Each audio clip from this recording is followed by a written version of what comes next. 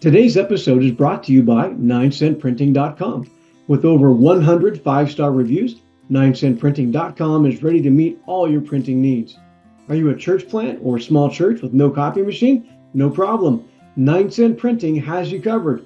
If you need bulletins, flyers, books, cards, offering envelopes, posters, they do it all. I know the Christian owners of this business personally, and I'm not just a fan, I'm also a customer. Fast, nationwide shipping, affordable, professional, wow printing at wow prices. Check them out at 9centprinting.com.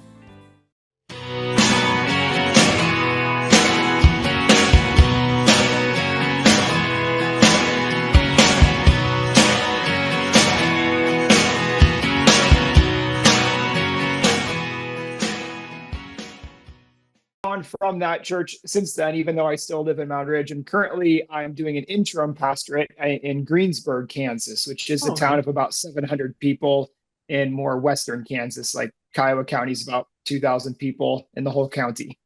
Wow. Okay. Yeah, so it's wide open place. Interim, or is that like? It's an interim. I've been there for a year now. I'm not sure that they imagined, or maybe that I imagined we'd be there that long. They're awesome. I love doing it, but it's like they've been really kind to me. So I do these blocks. I drive out there, and we'll, like this weekend, I'm going out tomorrow. I'll stay through Monday afternoon, and it's about a 2-hour drive each way. So you kind of get out into God's country, right? It's just big horizon kinds of places. Mm-hmm. Well, that's great, man. We're both guys that are working in smaller communities. Tony lives in a town on the north coast of Oregon called Warrenton. Mm-hmm. Okay. Tony, how big's your town again? 6,000? 6,000. Yeah. And we're right by Astoria, which is where the Goonies was filmed, in case you're wondering. Okay. Yeah. And Seaside. And those towns are just under 10,000 apiece. So our county is 40,000 people altogether. Mm-hmm. Okay. I live in Twin Falls, Idaho, which is actually not a small town. It's like a small city. It's like 50,000 people. Mm-hmm. But we planted here in 2000 with the idea of seeing it as kind of like a hub for church planting in smaller communities. And then I real weird, and I know you spent time in Washington, so you probably get it, but there's kind of like, a small city every 2 hours down I-4, and then surrounded by these little towns that are mostly Mormon of 2,000 to 3,000. And so our vision was to come here and from this little larger community plant in smaller communities. We've already planted our second church in the town next door and on and on. But that's awesome. Just a little bit about us. Well, what we'll do, we're recording, so we'll just start the conversation. I kind of do like the typical, podcast introduction, and then we'll just start talking, and it's pretty free form. We just want to hear your story and hear your thoughts. And so we usually, I think I emailed you before, we kind of do like the first half.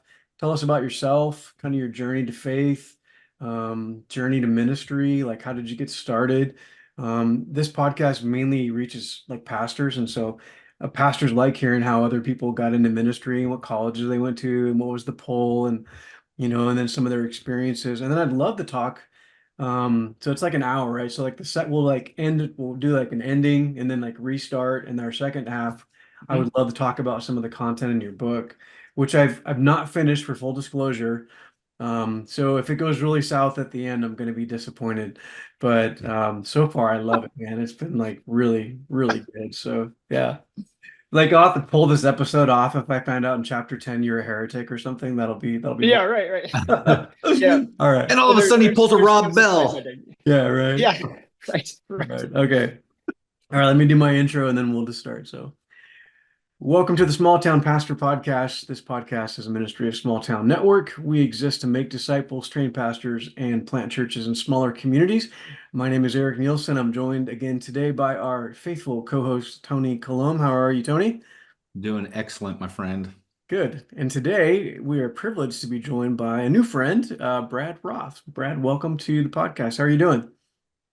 Thank you so much, Eric. I'm doing great. It's wonderful to be able to join you today. I love talking about the rural church. Great, man. Well, we have a mutual friend named Jake in Montana. Jake Zaki. Yeah, Jake Zaki. And All right. I believe you've met Jake. Is that right? That's the We've story had you give me. coffee. Yes. Okay. Yeah. He's a really big fan of your work, and Mm. he recommended this book, which I'll hold up for our people on YouTube. It's God's Country, the subtitle Faith, Hope, and the Future of the Rural Church. Really good read so far. I just disclose that I haven't read the whole thing yet, but I've really been enjoying it. And so I was like, you know what? I like this book, and it's about kind of, it has overtones of like what we're trying to do and what we're about. Let's just email that guy and see if he'll come on our podcast. And to my surprise, he said, yeah, sure.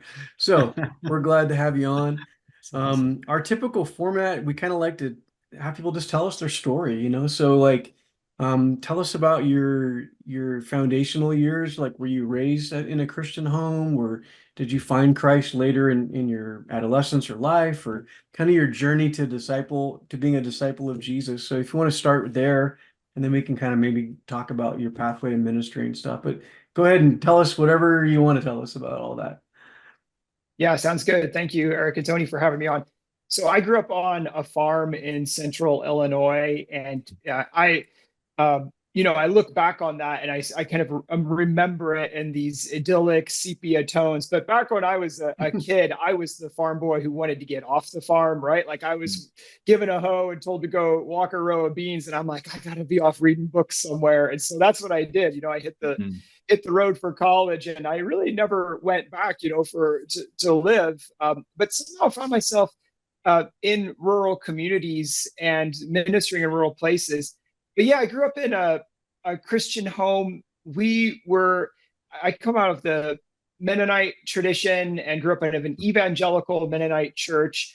And my congregation was leaning more into the evangelical side of things, but I had some of those Mennonite roots, and would later come to explore those more deeply. So I'm some kind of Mennonite now. I don't know quite where I fit. I'm still kind of trying to find my people, because I'm very sacramental and have a deep love for liturgy and for the way Christ meets us through at his table. And so still trying to find that spiritual home in some ways. But I've been journeying with the Mennonites for a long time now. And back when I was 5 years old in VBS, they were calling kids out of the classroom and asking each one of us in the hallway, do you want to accept Jesus Christ as your personal Lord and Savior? And I know that could be kind of sketchy, right? Because you can sort of get kids to say whatever you want, but Yeah, yeah, it right. worked. It worked for me, right? I was like, yes, I do.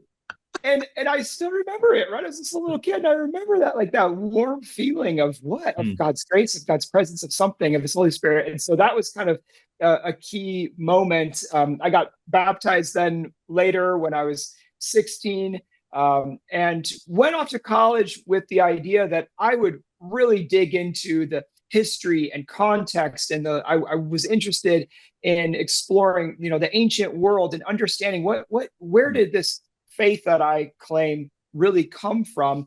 And then after studying at a liberal arts college in Illinois, had the idea to go off to Boston. Went to Harvard and was studying in graduate school there, learning the ancient languages, just swimming in books in the library, and was able to do some of that deep work that I had dreamt of. And while I was out there, was invited by this little congregation that we connected to. They're like, well, why don't you preach sometime? And I was like, well, I've never done that, but okay, right. And then they're like, well, why don't you serve on the church board? Well, okay, right. And they saw something in me, and I had a couple of key pastors who I think took me under their wing and saw some little flame that they wanted to nurture and kind of fan to life. And so after a couple of years of doing that, and being a newly married couple in the big city, we hit the road for Elkhart, Indiana, where I stayed at the Mennonite Seminary and got my MDiv out there. And then my first church was in Washington State, in Eastern Washington, in a really small town that was very ethnically diverse. About 75% of the folks were Spanish speakers, mostly from Mexico, but there would be some diversity there too. And that was kind of awesome for us. My wife and I speak Spanish, and we were crossing these cultural lines, ministering across those cultural divides day in day out, and loved that. After that, we went to Peru and did a year of mission up in the mountains down there. We were based in the city of Cusco, which is a fairly large city, the ancient heart of the Inca Empire. But we were going out to tiny little blips of towns way up in the winding roads of the Andes. And so, again, without trying, I was engaging with rural churches out there. After Peru, we got called to Kansas. And uh, Kansas, I'm in a town, I live in a town of just under 2,000 people. I'm currently ministering in a community doing an interim pastorate in a town of about 700, which is in Western Kansas. So I've had this journey where, you look back and you can see some of those providential hues of what God was painting there, but I didn't realize I was becoming a rural church pastor. I just wanted to serve the church. I wanted to serve God. I was hungry to read the scriptures and think things through and really live my faith. And God used that to create some space for me to serve Him in the rural church. And so here's where we're at. And I've been a pastor for just about 19 years at this point. And yeah, it's really been in rural areas the whole time. How old are you? I'm going to turn 49 here in a month. Okay, I was thinking like we might be close to the same vintage. I just turned 50, so yeah, All right. we're in the same cloud there. So hey, let's go back and kind of pick apart a couple of those things. So Yeah. most of the people in our network are restoration background. So I don't know a lot about the Mennonite tradition. You mentioned the Mennonite tradition. I lived in the first church we planted and stayed at for 17 years. We were in McMinnville, Oregon, which is right next to Oh George yeah. Fox University, which I understand is Mennonite. But I've caught you said It's like, Quaker. Yeah. oh, thank you. Quaker, that's right. Mm. There's a lot of Mennonite churches around that area, and actually in the area that I'm in right now in Twin Falls. Yeah. But you said you made a distinction. You said Mennonite, and then you said evangelical Mennonite. Like, can you kind of quickly like unpack the difference between Yeah. some of the Mennonite churches? What's the distinction there? Well, our listeners will have to give us some grace here for inside baseball for a moment, but like there's all these different flavors of Mennonite. I mean, it's a tradition that's been around for 500 or so years, and so evangelical Mennonite. It was they're a group of folks that are mostly in the Midwest, pretty strong in Illinois and Indiana, and came originally out of the a flavor of Amish, but were really strongly moving in a more evangelical direction. The Right now I belong to a body called LMC, which is headquartered in Lancaster, Pennsylvania. And I would say LMC, it would be sort of in that similar branch, maybe a little bit more on the charismatic side, very diverse. So more than 50% of LMC are folks who are we're speaking a language other than English on Sunday morning. So lots of African churches, Asian churches, and of course, a bunch of Spanish speaking churches. Wow. So, the Mennonite movement was the third or fourth strand of the Reformation alongside like Lutherans and Reformed and the Anglicans. And the Mennonite movement came out of a group of people who read the scriptures and were particularly impacted by the words of Jesus in the Sermon on the Mount and said, let's live this. And so they set out to do that. And I think that's kind of been what has powered the Mennonite movement going forward. It's not really big worldwide, but it's been kind of tenacious and has had a strong missionary impulse. So, the largest Mennonite denominations in the world right now are in Africa, in Really? Ethiopia, and in Congo. Yeah, and those are folks from Ethiopia and from Congo, so not like German guys that went out there or something. And so, but what has really set Mennonites apart is this desire to follow Jesus in daily life and to live the Sermon on the Mount and to take seriously, like, well, what does that say about how we relate to the powers that be, including government? How does that relate? How does that speak to how we seek to be at peace with people? And so I think that's what's most attractive to me. It's a flavor of mere Christianity when we're practicing it as we should. And Mennonites are, we're just people, right? We got feet of clay, so there's all kinds of little back alleys in Mennonite history and in the contemporary Mennonite worlds that are where we're not living up to our best values. But I think when we are, it's us trying to follow Jesus in day-to-day life. Yeah. Mm. Well, that really resonates. I think, for people in the Restoration movement, we were, later, maybe Yeah, maybe another layer of Mm. reaction to like the Yeah. Reformation, but just people right. in the scripture and saying, we're doing things that aren't in the scripture. Like, why are Mm, we doing that? We want to get Yeah. back to kind of a simpler, a version of the uncluttered Christianity, so to speak. I've heard people call it that. So yeah, hmm I resonate with that. And of course, we have Mhm. our own, skeletons in the closet and stuff like that. But thank you for kind of educating me on that because I saw it's probably a rabbit trail, but I saw that you're part of what was it, university? Is it like a Anabaptist university or something like that? Oh, gotcha. Yeah, I'm just doing some mentoring work with AMBS, Anabaptist Mennonite Biblical Seminary, which would be my alma mater, and Oh, they have a doctoral program that I'm working with a student there. But yeah, I've been uh, there are a couple of different places where I plug in. My book's been able to make a little bit of an impact on the next generation of students in some rural church programs. oh, And nice. what's been kind of beautiful about that is that it's not just been within the Mennonite family, but across the board. So, Yeah, sure. you've got some Lutheran seminaries are using it.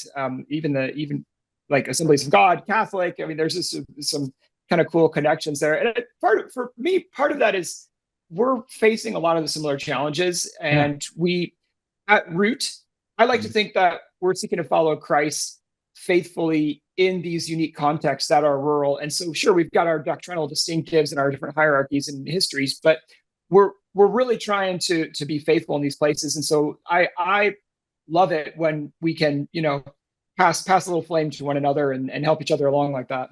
Yeah, for Right. sure. So I've been dying to ask you this. I read this in the book, and then you just mentioned it a minute ago. How in the world did you end up at Harvard? Yeah. You're this small town guy. You're like Yeah. going into ministry. Like, explain if you will, the Harvard part of your story, your journey.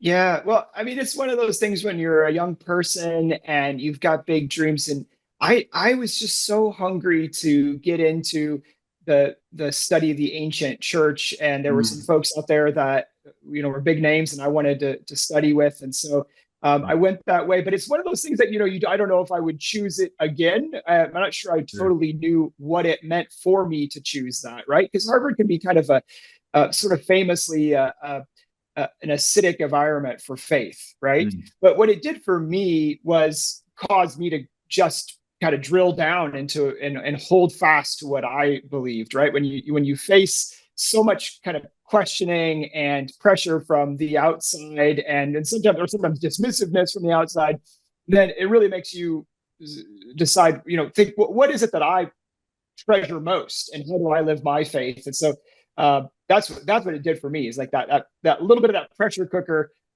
drove me into clinging to Jesus. Mm. Mm. Wow. Would you say it's kind of like a antagonistic environment for?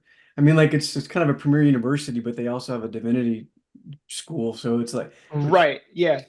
Yeah, I was at the divinity school, but the divinity school is very diverse. And so you've got like people doing the master of divinity degree to study for, to be a Methodist pastor and to be a Buddhist minister, right? oh So like there's really? kind of, yeah, Wow. yeah. So they're sort of unique like that.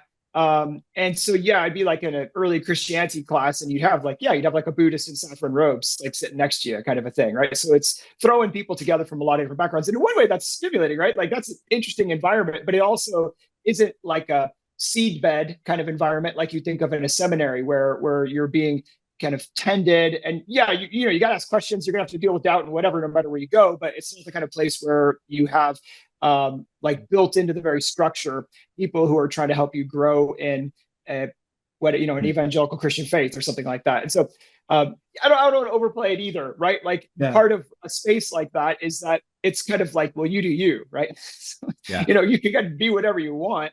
But sometimes you face these sort of moments where um, people are dismissive of Christianity that are coming from other traditions, or people who are even like agnostic or atheists who are in these classes, like studying the Gospel of Luke, but they don't believe any of it. And so that's kind of an interesting place to move. So I'm really curious. Like you went from there, you ended up in Peru, and you Yeah, mentioned you ministered in some rural communities in Peru, and then ended up in Kansas. that's So, right. so like Eric and I are Northwest guys, Pacific Northwest guys. I went to Bible college in Joplin, Missouri, and I felt like I was going to a foreign country. Oh And yeah. then Yeah. you came back to the Pacific Northwest. And yet, with all the conversations we've had on the podcast over the episodes we've done, we've been able to kind of see some similarities and differences in different contexts. And I just am so curious for you what those have been like in some of those similarities outside of the language barrier and Mm. differences between rural parts of a foreign country like Peru versus Kansas or other parts of the Midwest. Like, what are some of those connections in those rural places with people? Yeah. Right. Well, I mean, I would say that what people I think who live inside of big metropolitan areas, when they imagine rural, what they probably imagine is more like Peru than like our actual context within North America. I mean, in North America at the moment, so I'm talking like, Canada and the United States, it's a great time to be rural, right? It's a great time to be a rural pastor because like, look, we've got great broadband internet. We can get anything we want with Amazon. We're not that far from an airport, and so you've got fast cars, great roads, all that stuff, right? So the connectivity is there in a way that it's not if you get down into the Andes of Peru, and that is changing, but. Some of these little communities would have been like if you could hop in a helicopter, they're a half an hour ride away, but they take you 7 or 9 hours to get there because you're winding through the roads. So it's very isolated. And in those communities up in the Andes, people are still speaking Quechua as their first language. I mean, that's the Hmm. ancient Inca, lingua franca, and Spanish has barely penetrated, especially in the older Wow. generation. So I would like preach and teach in Spanish and have an interpreter into Quechua, believe it or not. But um, so that kind of isolation that means that you're going to have an even more profound fishbowl effect than you would in say Greensburg, Kansas, where I'm ministering now. It's a town of 700 people, but people are getting on the road all the time and can travel, and you're plugged into the internet and whatever. So you have a sense of belonging to a larger culture and a larger kind of framework in a way that you might not if you're up in the mountains of a place like Peru. Hmm. But I think the similarities would be that these little places they have people um, value them, and part of the struggle of it is that it's known and knowable, right? So you expect to kind of know who people are, and you expect to be known by other people, and Hmm. so you're living in a very public way all the time. Now that I was slipping in and out as a missionary, I didn't live in those places in Peru full time, but you are like kind of everything about you is so easily public, and that is sort of true.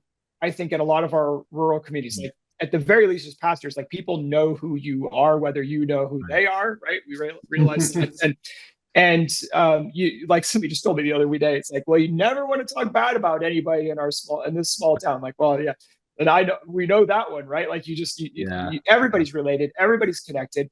That is an awesome thing when you have like a house burned down or something like that. But there are times when you're like, oh my goodness, does everybody know everything about us? Yeah.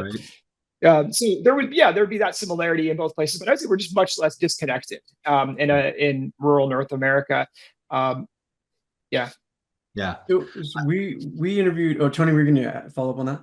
Oh, I was just going to kind of carry on the cross-cultural dynamic because you mm, also mentioned that place in Washington where you were doing a lot of Spanish-speaking ministry yeah, there. So it's just fascinating because I don't think most people in America think of like rural America having a cross-cultural opportunity. And sure. I just wonder like if you've seen or know like what those opportunities might look like or be different than in an urban area in a Mm. rural setting. Oh, thanks for that. That's a great observation and a great question because I would say in general, rural America is much more ethnically diverse than people realize. Hmm. And the places where you're going to see this most intensely is in communities that have, say, a Tyson chicken packing plant. And there you're going to have refugees and immigrants from all over the world who have come to do very hard work. And so there's a string of those across the Midwest and a bunch of them in Missouri where I was just in a small town in kind of a corner of Arkansas, kind of up by Missouri Yep. the Yep. other month, and Big Tyson. you Yep. yeah, they've got Tyson plants, and so downtown, I'm like, you guys have an Asian market in this little town? They're like, oh well, it's a Tyson packing plant that's serving Oh, folks from Myanmar, right, in this little community. Right. So so I've been in a small town in Nebraska, and I go into the Mexican grocery store, and as I'm walking into the Mexican grocery store, two young women wearing hijab from Somalia are walking out. I mean, like, that's also rural America, right? It's not monochrome. I would also say that rural America has, even though internet and TV and kind of mass North American culture has washed a lot of this out, rural America will have pockets of distinctive culture, and those will vary based geographically, right? So kind of rural Alaska is not the same thing as rural Kansas, or Right. rural Oregon, rural Idaho. Right. But Right. there are some similarities. 100 years ago, rural just kind of meant local, and you still Sure. have some of that localism Yeah. that where there's distinct traditions and family names and a different history. And so you feel that, of course, there were the Native Americans, but then European settlers, you've got like pockets of Germans, pockets of Swedes, right, pockets of English that got off the train and gave that community its distinct character. So I would say, like, you kind of got diversity and go in several different ways there. Mm.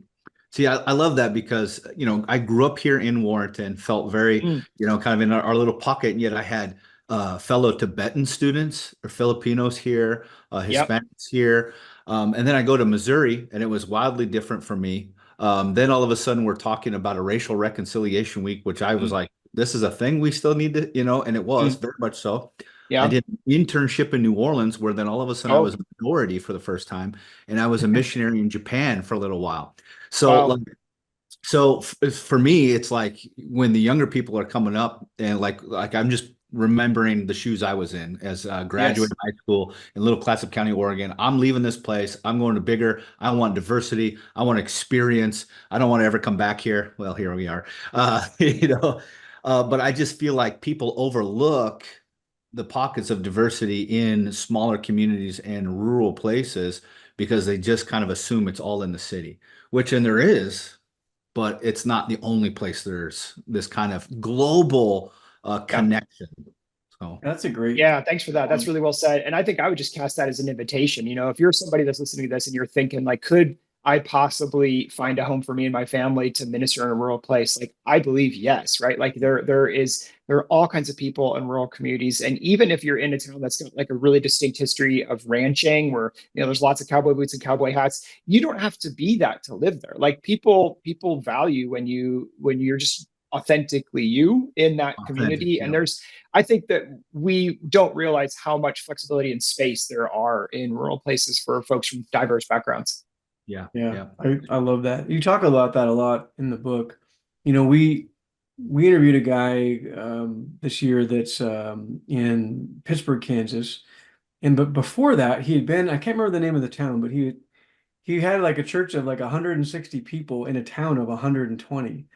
And Yeah. thinking about like what it was like to, and he started with like 20 or something. I can't remember, some small amount of people, maybe 50 or something like that. But he talked about like what it's like, and I bring that up because I think a lot of people, your book kind of talks about this. The majority of our populations live in like metropolitan, suburban, around cities, and Hmm. those places are growing, right? And Hmm. I don't think they know. I think there's people that it's never occurred to them that there's towns where there's 120 people or Right. 700 people. When I went to Garnett this summer, um, to preach at my friend's church and talk to them about our network, they're like a town of 3,000, and it's like the county seat. It's the biggest town in this whole county, and Yeah.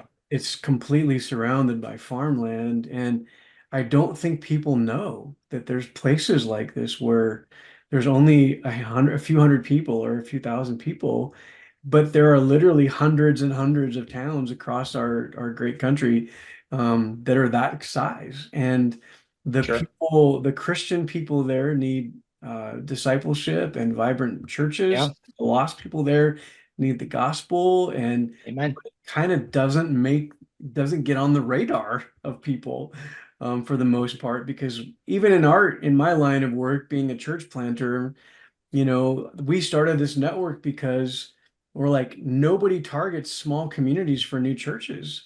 And Mm, but I think it's because we just don't know. We don't know about the pressing need and some of the mhm, opportunities, like diversity. Like, wow, there's some diverse populations in these little nooks and crannies of, mhm, our mhm, nation. And so it's really interesting.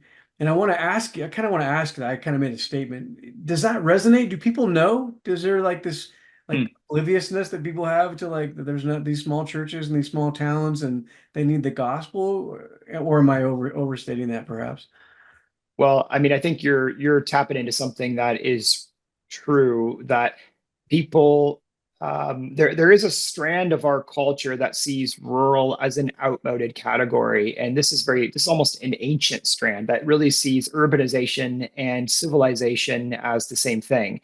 And so I think you kind of see some of this surface during presidential elections, right? And it sort of happened in 2016, and it sort of then took a different tone in 2020. And I won't go down too far this road, but Mhm. the just that you had people kind of traveling out to rural saying, "Wait, these places are still here. What do they think and what do they want?" Right? And kind of looking around, and then driving back to the city. So that's definitely like a strand within our culture, and I think it is possible to live with kind of instead of an urban bubble and to not get out and to see that, or it's the flyover territory kind of a statement, or the drive by statement.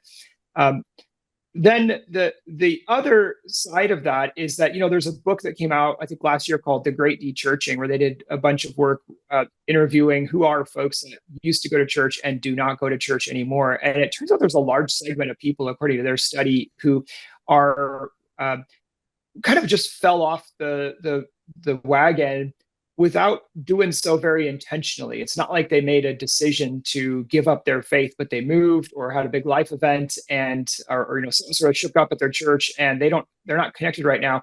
And I think we see a flavor of that in our rural communities where kind of coming halfway through COVID and still to today, we have people that are going rural because they've recognized that you have more space, and you can have your kids in a smaller school that can still be an excellent school, and you can you can get in commuting distance of your work, or maybe you're working from home. And a lot of those folks have moved to our communities, and that is an opportunity for leaders and for the church to connect and invite them. Those are folks that are, I think, are open to the gospel because they've got some kind of a church background, but find themselves in our new places. So kind of yes to your question, and then to maybe spot a little bit of an opportunity for our rural churches in there. mm. I like that. Um, I'm trying to think. I have like a bunch of things I want to ask you, but I'm thinking maybe I should. We're about at the half hour mark, so maybe what we'll do is take a break here, kind of, and wrap this one up, and we'll come back and do our second one. I love the when I read the book, man, like when I've been reading the book, I don't want to make false claim. Um, it's so well researched, and I kind of was surprised by that. And I don't know you. I didn't. This guy said, "Hey, read this book." Um, Very thoughtful. I can see your love for ancient things being brought in. I was reading about the early monastic people and some of the things you said about, people leaving the city, like some of the early monks, like leaving the cities to go into the country so that they could better pray for the cities. And that blew my mind. I was like, whoa, that's crazy, right? They didn't see it as like a escape from the city. They were going to go out and advocate for the city in their prayer life in these secluded places that were quiet and lent themselves to prayer. And so there's for anybody that's looking for a good book to read, God's Country, I just highly recommend. Again, I'm not finished yet, but I'm working on it. Really like it, and you really bring in like some great socioeconomic stuff, some cultural stuff. You kind of talk about stuff from the heart level, like little stories about encounters you've had, like with the gang members. I love that story. I was trying to imagine myself saying what you said to that young man, and I don't want to give it all away, but for our listeners, check out the book God's Country by Brad Roth. Why don't we go ahead and wrap up right now? And then we'll just kind of get back on and do the second half here. So thanks for listening. Be sure and check out our sponsor at 9centprinting.com. If you like what we're doing, like or subscribe wherever you watch or listen. And if you're interested in Small Town Network, you can find us online at smalltownnetwork.com. If you believe in the importance of planting disciple-making churches in smaller communities, we'd love you to consider partnering with us in prayer and financial support. You've been listening to the Small Town Pastor Podcast.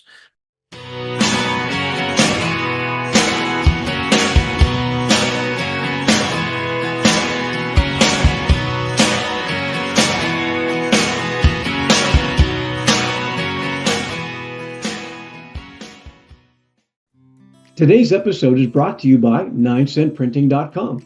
With over 100 5-star reviews, 9centprinting.com is ready to meet all your printing needs. Are you a church plant or a small church with no copy machine? No problem. 9cent Printing has you covered. If you need bulletins, flyers, books, cards, offering envelopes, posters, they do it all. I know the Christian owners of this business personally, and I'm not just a fan, I'm also a customer.